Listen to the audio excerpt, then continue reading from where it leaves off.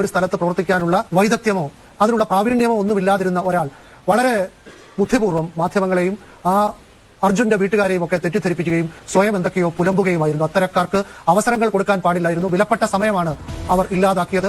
നമ്മൾ കേരളീയരെന്ന് അഭിമാനിക്കുമ്പോഴും ഇത്തരം ആളുകൾ നമ്മളെ പറ്റിക്കുന്നു എന്നുള്ളത് ഈ ഓൺലൈൻ തട്ടിപ്പിലൊക്കെ നാം പെട്ടുപോകുന്നത് പോലെയാണ്. നമുക്ക് എല്ലാ കാര്യവും അറിയാം, പക്ഷേ ഏറ്റവും കൂടുതൽ പറ്റിക്കപ്പെടുന്നത് നമ്മളായിരിക്കും. അതുകൊണ്ട് നമുക്ക് ഇതൊക്കെ പാഠമാവട്ടെ. അതെ, രഞ്ജിത്ത് അവിടെ ചെന്നിട്ട് മാധ്യമങ്ങളെല്ലാം വിളിച്ചായിരുന്നു, നിങ്ങൾ വരൂ, എന്റെ ഇന്റർവ്യൂ എടുക്കൂ, നിങ്ങൾ വന്ന് എന്റെ ഇന്റർവ്യൂ എടുത്തോണ്ട് പോകൂ എന്ന് പറഞ്ഞുകൊണ്ട് അവിടെ ഇരുന്നായിരുന്നു അല്ലെ. അല്ലാതെ റേറ്റിംഗിന് വേണ്ടിയിട്ട് നിങ്ങൾ അവിടെ ചെന്ന് അയാളുടെ ഇന്റർവ്യൂ എടുത്തതല്ല.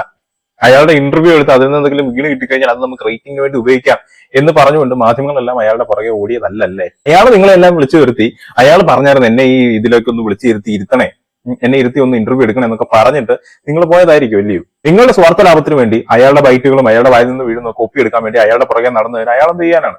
അയാൾ അവിടെ രക്ഷാപ്രവർത്തനം ചെന്നു, അയാളുടെ സ്വന്തം ഇഷ്ടപ്രകാരം ചെന്നു, സ്വന്തം കയ്യിലെ പൈസ മുടക്കി അയാളോടെ ചെന്നു.